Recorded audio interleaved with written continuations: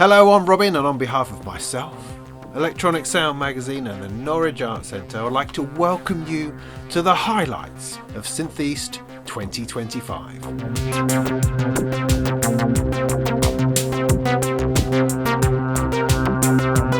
2025 sees us in our third year. 3 whole years we've been doing this for, and it's felt, on the whole, really smooth. Beautifully smooth, buttery smooth. It was lovely. It felt like we knew where we were. We knew what we were doing. We knew what the plan was, where we were going, and where we would ultimately end up. And so a lot of the anxiety that I'd built up in the weeks towards it just felt very released as the show kicked off. And it ended up just being a fabulous weekend. A fabulous weekend. It was so good, so nice, so lovely. It was great to see everyone. It was great to what we saw, what we heard, what we felt. The vibes, the community, the sound, the music, the patch cables, the technology and all that sort of stuff going on. It was just such a great, monumental weekend. So what was it all about? Well, let me tell you. Synth East is a synthesizer festival based in Norwich that brings together, or at least intends to bring together, fantastic people, thoughts, manufacturers, performances, music and grooviness. Centred around the idea of synthesizers, modular, proper keyboard synthesizers, all that kind of electronic music based stuff. That's the idea. We just want to celebrate it. We want to get together. We want to just go, yeah, we love this sort of stuff and we love talking about this sort of stuff, and let's just celebrate the heck out of it. So that's what we did. That in a nutshell, a big nutshell, is what Synth East is all about. So how did it go off? Well, Friday night started with this extraordinary movie, the B movie, Lust and Sound in West Berlin in the 1980s by Mark Reeder. Now, it was the most extraordinary thing. I spent like the first half of it watching, going, wow, this is extraordinary. And what's most extraordinary about it is how well the guy who's sort of narrating and running this movie has superimposed himself into this footage, because the footage was amazing. There's no way this guy could have actually been there doing these things, shooting that stuff, not without some kind of a forethought or plan or some other thing. But then after about halfway through, when we saw him interacting with, you know, an age-appropriate Nick Cave and Muriel Gray, starting to dawn on me that, no, this is actually a film filmed at this time for this intention. But suffice to say that West Berlin in the 1980s was an extraordinary place, an absolutely extraordinary hotbed of creativity and madness and genius and artistic endeavour and drunkenness and debauchery. It was amazing. It was a stunning film. I still can't quite get over what was shot, what we were seeing, the images, the stuff that was happening, the interactions between people. It was a phenomenal thing. So I'll put a link, I'm sure, in the description for somewhere that you can go and find out about this movie and go and watch it, because it was totally fascinating, particularly if you're anything like me and you grew up in the 80s, you're a teenager in the 1980s, when all of that seemed just so pinprick, pin sharp and relevant to absolutely everything that was going on in your life. So yeah. So we watched that, and it was nice. And we watch it in a proper, in the Norwich Arts Centre, but set out with chairs, and we watch, and there's other people standing around because it was pretty much full that night, and we thoroughly enjoyed the whole thing together. Then, after that, we had an interview with John Fox, who I know a lot more about now than I did beforehand, I have to say. He was interviewed by Adam Buxton. Adam Buxton is a patron of the Norwich Arts Centre, which is fantastic. He's now been with us for 2 years. Last year he interviewed Steve Davis. This year it was John Fox, originally from Ultravox and then just from John Fox, doing incredible music and art and thought and stuff throughout his whole career. And him and Adam sat down on the stage and just, tossed the ball from one to the other, talking about music, talking about their lives and what went on. And it was brilliant. It was just really nice. You came away feeling very, very warm and very smiley, and it set up the weekend beautifully, I thought. It was fantastic. I then went back to the hotel in order to get a good night's sleep before the big day tomorrow, whereas everybody else, John Fox included, went and got plastered somewhere till about 3 o'clock in the morning, so I hear. But, I don't have anything else to say about that. So from there, we take ourselves to what is probably the main event, the thing that sort of kicked it all off in the first place, which is the expo. Now, an expo is a bringing together of manufacturers, makers and builders of modular synthesis and synthesizers in order to put them together in a room and let everybody enjoy them. So we had something like 25 odd tables with stuff on. We had Korg there, we had Sequential and Oberheim, we had Arturia, Buchla, Dreadbox, people like that, and then we had modular people like Nobula, Expert Sleepers, DPW, Erica Synths, Clactronics, Golsonics, Voltage Vibes, more and more, Black and Blue, tons of lovely, wonderful modular people showing us their stuff. AM Synths over there in the corner. We also had some community groups like the Pro Synth Network were there, and Musical Keys, a charity representing an endeavour to make modular more accessible to people who aren't able to interact with things normally, using brainwaves instead to control voltage, which is a fascinating project. We also had the Norwich Synth Club and the Electronic Music Open Mic Night people there, just joining in and presenting themselves and their stuff and their wares to the public. We packed in about 200 people, all absolutely focused and interested in what was going on. These aren't people just passing through, just knocking about, kicking tires. No, these are dedicated, passionate people who come to this show, who want to talk and want to ask the questions, want to discover and find out about this sort of stuff. It's fantastic. I spent the whole day, running around, taking shots, shaking hands, talking to people, sorting things out, eating croissants, drinking beer. It was just a fantastic time because they've got the bar open. It's relaxed, it's chilled.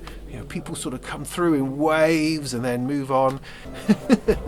And I think it's a fabulous show, unlike any other. And one of the main reasons why it's unlike any other is because we inject, thread through the day performances, just extraordinary performances, and those are in the same room as everybody else, so it's not like it's off to the side or in a separate part of the building. No, this is all mixed in together, and what that does is that it changes the mood within the hall.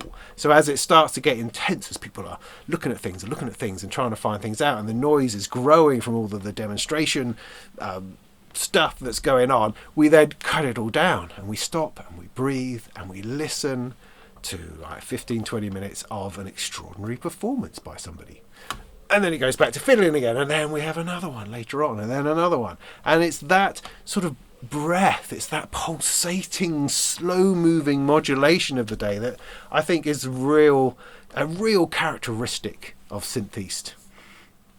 So who did we have?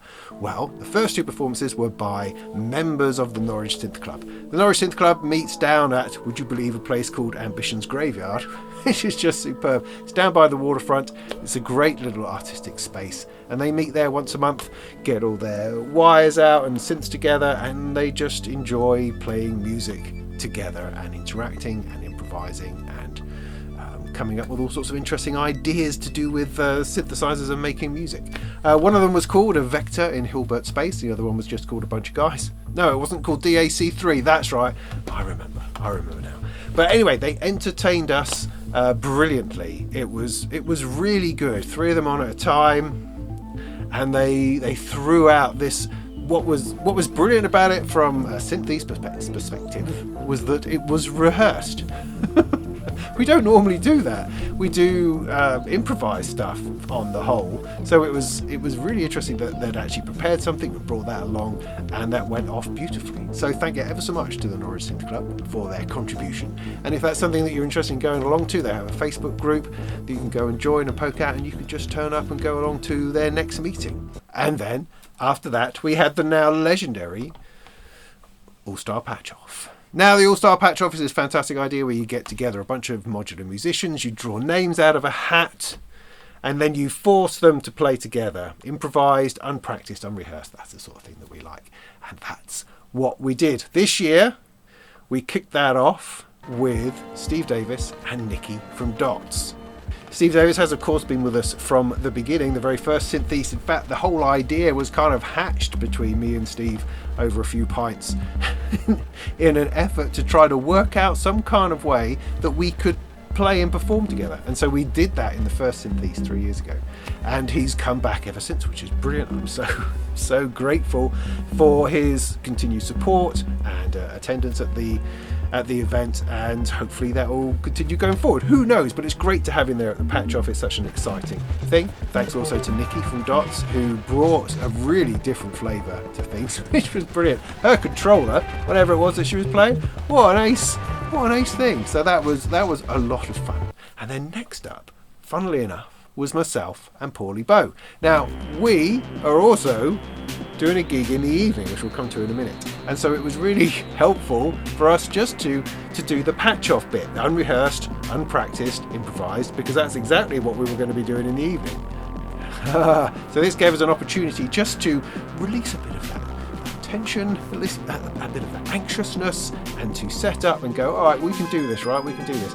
And then we did, and we did all right. It was all right. I got myself in a bit of a muddle. About halfway through, I decided to make a change, and I was going to change the way I was playing one of my oscillators, and I, for some reason, plugged the sequence I was moving to it into the 1-volt Proctiv input on the filter, not on the oscillator. And so I spent a couple of minutes fiddling with things, trying to go, I can't understand why the pitch isn't changing. It's really infuriating. So yeah, a little bit of that, but that was good, because that sort of woke me up and prepared me a bit for what I was going to be doing later. So it was a very, very useful exercise. But also, it wasn't bad. We improvised, we made some music, people appreciated it. I mean, what could be more fun than that? And then finishing us off, as it were, was Gaz Williams and Finley Shakespeare. Now, funnily enough, Finley has played every year as well. So has Gaz. I mean, I'm hugely appreciative of their support of the event. For Finley, the first year, he was there as the support act for Nick Colt Void, who played the headline on the Saturday night in the first year. Second year, he was the entire band for Blancmange, who played last year. And this year, he was there as part of Future Sound System, showing their Crick synthesizer, and he was playing in our patch op. So that's fantastic, and he's a great performer. Absolute masses of value in that guy. He really does go for it. And he was just playing with one synth, and it was amazing. Fantastic alliance with Gaz, because Gaz comes with a huge array of stuff. He has like 20 voices in his Eurorack, and is able to pull off all sorts of wondrous things, and just gets completely stuck in. So also, Gaz, massively appreciative of your contribution to Synth East over the last few years. It's just brilliant. It's like getting a band back together every year, and we just have a fantastic time. I mean, I don't even know why am I telling you all about this? If you weren't there, you seriously missed out, because all of this is ultimately just for my benefit. It's just for me to have a good time, and that's principally what it's about. But anyway, they did a fabulous patch off. They improvised, created a bunch of music. We all really enjoyed it, and it was a fantastic way to finish off that Saturday daytime.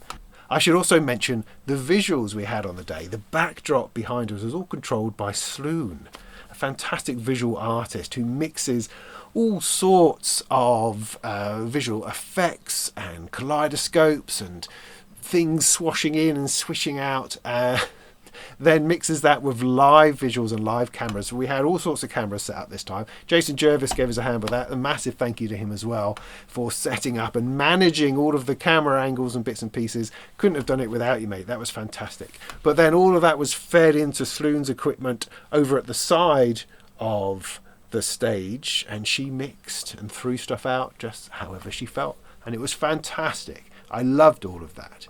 Then into the evening, Norwich Arts Centre turns itself around. We all get kicked out at about 4:30, 5 o'clock, and they turn it all around into a proper gig space, and that's what it was. And so in the evening it's a different thing, you know, everything is hazed, the stage is bigger, the sound is bigger, they put those big subs in, you know, it's standing room, the hall is cleared, and then everyone packs in, and it was pretty packed. It was pretty full. I think we had like 8 tickets left at the end, of the day, and it was great. It was so good. So me and Paulie kicked off the evening in what we were calling the Magical Molten Modular Synth Adventure. You may know Paulie Bowl from Sonic State or from their own channel, the Magical Synth Adventure channel, and they're particularly into 8-bit synths, crazy old computer stuff, Atari stuff, a little bit of live coding, modular, all sorts of things. And the one absolute massive advantage of having Paulie there is that they have perfect pitch and can completely play along to anything I throw at them, which is just brilliant because I'm terrible at that kind of thing.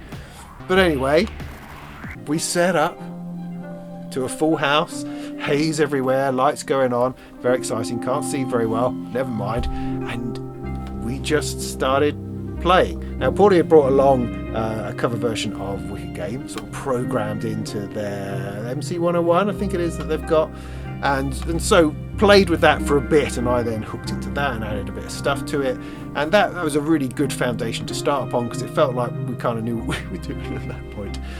Then the plan was to move to something that I was going to do on this part of modular, which sort of worked. That started up, and it was slightly odd and very different, but felt exciting and interesting. And then out of the blue, Paulie started singing, which I was not expecting. I mean, they sang during Wicked Game, which was expected, but not during this bit. This was completely off the cuff. And that was just brilliant. And it went, and it went, and it went. And then we got to the end of that. We thought, well, we've got 5 minutes left. Let's do a little bit more. So we upped the tempo, put some more stuff on, and it was great. It all just gelled really, really nice. I felt personally that it went superbly well. Much better than it could have done. Absolutely. So that was the beginning of the Saturday night. And then after that, we had Lula York come and do a fabulous set. She has now a mass of modular in front of her. It's really interesting to see how she is in complete control of these machines, because I think very often as a live performer you tend to try to simplify all the time, and I've seen it a lot with many live performers, particularly on modular, that their systems shrink, everything gets smaller, less gear, less stuff, and which ultimately tends to mean that it starts to head towards groove boxes and more complete synthesizers and loses a little bit of that risk of modular and complexity of modular, which is kind of good, kind of bad, because it makes things more repeatable, but at the same time something is lost there somewhere. But I'm not saying there's any right or wrong way of doing that, it's just an observation. But with Lula, she has everything out there on the table, all patch and patching as she goes, and it was sublime. She does some really, really fine work, and similarly, she's been with us from the start as well. So it's really great to see her back and playing a proper length gig all by herself. And then finally, as the headline act, we had Sea Feel. Now, I didn't know a whole lot about Sea Feel. I confess I had missed them the first time around, but I've been listening to them lately, and they produce some fantastic atmospheric, epic sounding explorations of lo-fi beats through all sorts of atmospheric occurrences, and they filled the art centre with this sound, this reverberating thing. And it wasn't so much synthesizers, they actually had a couple of guitars and bass and vocals and laptops, so there was sort of beats going on, some live bass, strange guitars, lots of pedals, but pedals on a desk rather than on the floor, I think. Well, a bit of a mixture of stuff that were clanging together and banging together and sending out these textures and these atmospherics. It was quite extraordinary, absolutely quite extraordinary. And it was a fabulous way to round off the Saturday. And that brings us to the Sunday. Sunday's DIY day. I like how we've split this up. I mean, I know at many other festivals you have everything happening at once, and that's cool. That's groovy. I mean, it's helpful if it's all happening in one day, because you can then, get to everything. But also that tends to pull you in different places. I can't get to see that or hear that talk because I want to see that person perform, or I can't go and do a workshop because I'm going to miss out on this, or I haven't got time to do this because I'm doing a workshop. That sort of thing. So we like the idea of spreading it across the weekend a little bit more, just to give things a bit more space so that people didn't have to miss out ultimately. However, on the flip side of that is that we only got a small amount of space for the workshop. So we had enough room for 6, 12, 24, potentially 24 people in 2 sessions. 2 different workshops in 2 sessions is what we had. We had one workshop from Beat Boop Electronics doing crazy things with tape. That was amazing. It really was crazy stuff with tape. A whole just tape everywhere being scrubbed, being cut, being spliced, being looped, put together, strange noises recorded onto it and then looped and then played back and then messed around with. Just simply brilliant. And Jack from Beat Boop Electronics was on the ball, was there, was just sort of wrangling these people through this process in order to go from having no idea at all into having a finished tape loop that they could take home with them. Operating a couple of workshops at the same time, we had Simon from the Synth Shed, also from Thonk, who brought a whole bunch of kits along, and people had booked their kits with him in order to build them, solder them together under his direction. We also had Making Sound Machines there who were helping out because some of the modules being made were some of theirs, and because they came to the show, they also came along to the DIY workshop and helped out, which was brilliant. We loved that. Meanwhile, myself, I was making tea most of the time. Myself and Gaz set up a bit of modular and kind of provided a background of possibly annoying noise, I think it was. But it was busy in there. There was a lot going on, a lot of activity, a lot of soldering, a lot of tape loop stuff. So it was quite an exciting time. And it was, I mean, from my point of view, I wasn't really having to do anything. I just like to be there because I like to see what's going on. I like to make sure everyone is looked after and things are happening as they should. And so I was there just chilling out, recovering because the day before was pretty intense. But it all just smoothed along. It all sorted itself out. Everybody did the things they needed to do, built the modules, got their tape loops and had a lovely, happy time at the end of it. And so that then brought us to the close of Synth East 2025. Now, I have to say that the response feedback I've had from it has just been overwhelmingly fantastic. It's super. I mean, you go through a lot of thought processes on the lead up to something like this over whether it's worthwhile. What's the point of all of this? Why am I doing this? Why am I putting myself through this agony? It's mostly what I thought about it. And do I have the time anyway? But then you realise just how much people value this sort of event. The fact that we can come together and celebrate. I mean, you can see it from so many different levels. There's a hobby level you come to and you're enjoying the company of other people who enjoy the same hobby as you. There's a music production level where you go, well, I'm trying to make sound, trying to make music, and there's new tools that I need. I need to talk to the person about the tools I want to use in my music. That's a perfect opportunity. It might be for people who are just curious and come along and discover that they can make their own electronic music or whatever sort of music you want to make. Or you could see it from an artistic level of enjoying the performances and the music and the vibe and the voltages and the modulation and everything that just runs through the core of your being while you're there. It could be for that, Or you could just come for the beer. Who knows?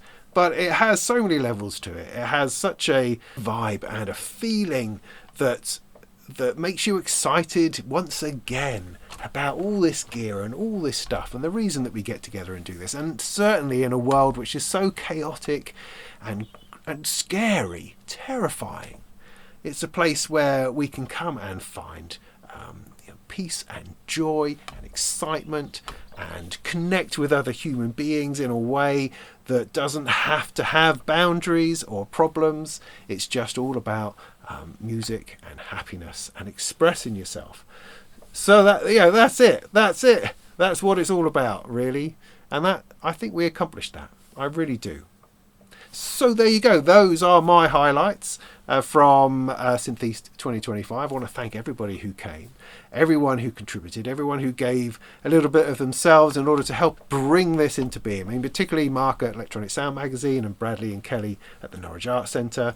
You're fantastic. I want to thank Alex who ran the sound on the day, Connor who ran the sound in the evening, and everybody else who brought something to the event. It was just a fantastic time. We hope to absolutely do it again, but we're gonna think about it, and we'll make some noises probably after the summer about what it is that we're thinking of and what it is we're going to do. I will be posting videos of the performances, and also in a minute I'm going to do a sort of breakdown of the patch that I use for people who might be interested in that. So all of that good stuff is still to come. So there you go. Synth East 2025. It was a blast. Come along if you're a manufacturer. Book a table. I mean, get in touch now and I'll stick your name on the list to make sure that you know when the tables become available. Or if you'd like to come, make sure you buy your ticket early because we sell out. It's that kind of show. So I hope that was helpful, and in the meantime, go and make some tunes.